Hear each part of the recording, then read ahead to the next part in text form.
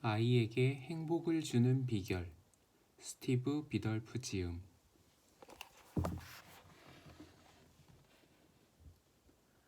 짜증내고 투정하는 아이 다루기.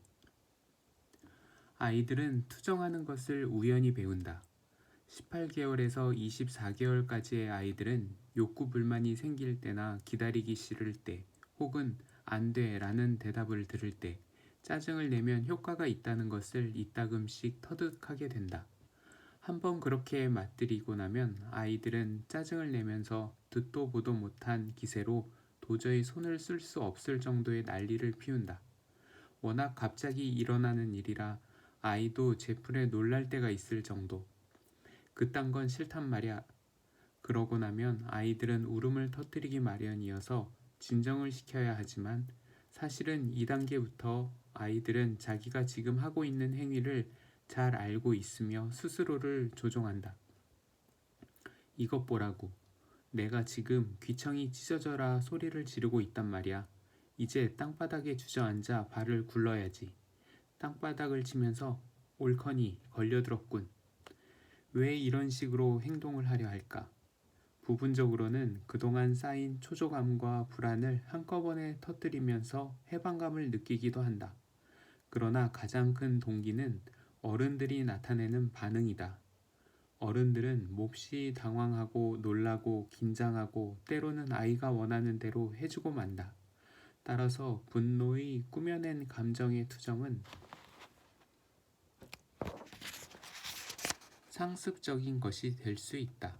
그 대책을 찾아보자.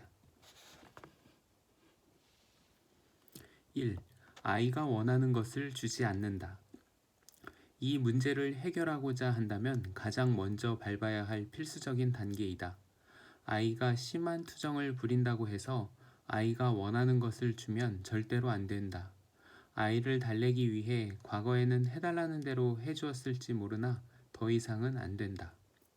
2. 현실적이 될 것. 아이가 심하게 짜증을 내기 시작하면 나름대로 개발한 방법으로 그 순간을 넘길 것. 어떤 사람은 아이를 혼자 내버려 두거나 무시하고, 어떤 이들은 아이의 목덜미를 잡아 방에 데려다 놓거나 차에서 기다리게 한다. 이렇게 떼쓰는 아이에게 어떻게 대처할지는 그때그때 상황에 따라 결정해야 한다. 더 중요한 문제는 미연에 방지하는 것이다. 그러자면 다음 단계를 봐야 한다. 3. 아이가 투정을 그치면 그냥 내버려 두지 말 것. 아이에게 화를 그런 식으로 표현하면 안 된다는 것을 분명히 말한다.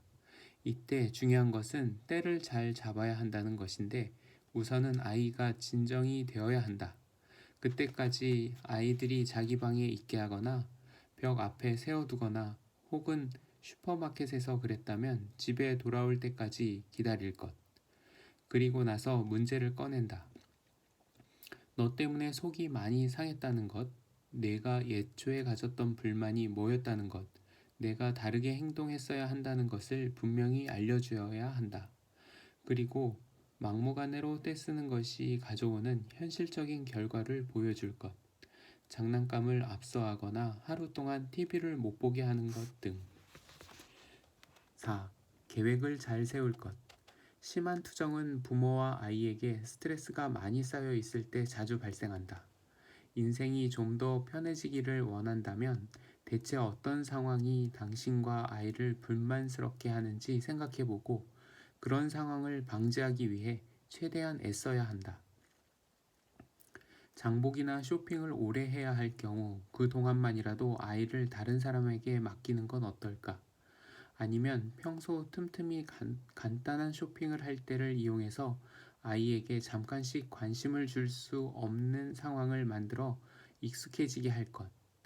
당신이 바빠지거나 스트레스를 받게 될 상황이 닥치면 아이들이 한두 시간 정도는 다른 데 정신을 쏟게 하거나 당신을 대신해서 아이를 돌봐줄 수 있는 사람을 미리 마련해 두도록 한다. 부모들의 가장 흔한 골칫거리인 이 문제를 다시 정리해보자. 심한 투정을 부린다고 아이가 원하는 대가를 주지 말 것. 투정이 시작되면 무시하거나 상황에 맞게 그때그때 수단을 강구하여 사태를 일단 넘긴다. 떼쓰기가 끝난 후에 그에 상응하는 결과를 보여줄 것. 이때 명심할 것은 다음에 아이 자신이 원하는 것이 있으면 때를 써서 얻는 게 아니라 다른 행동으로 얻어야 한다는 것을 가르치는 것이다. 아이가 처음 투정을 부리기 시작할 때부터 조처할 것. 아이들이 방심했을 때를 포착할 것. 마지막으로 가능하다면 부모나 아이에게 지나치게 힘든 상황을 만들지 않도록. 투정이 어린 시절의 일부분이 될 필요는 전혀 없다. 대부분의 아이들이 시도를 하겠지만 제때 적절히 대처하면 그 시기는 금방 지나간다.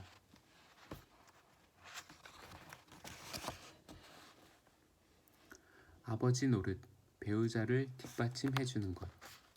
누군가 도와주는 사람이 있다면 인생의 많은 부분들이 훨씬 쉬워진다. 아이를 키우는 일이 바로 그렇다. 아이를 제대로 키우기 위해서는 결단과 배짱뿐 아니라 목적의식이 필요하다. 이런 때에는 배우자가 뒷받침해주고 있다는 것을 아는 것만으로도 마음이 한결 든든해진다. 사람들은 도움받는 것을 부끄러워하는 경향이 있다. 그것은 구태의연한 방식을 답습하고 싶지 않아서이다.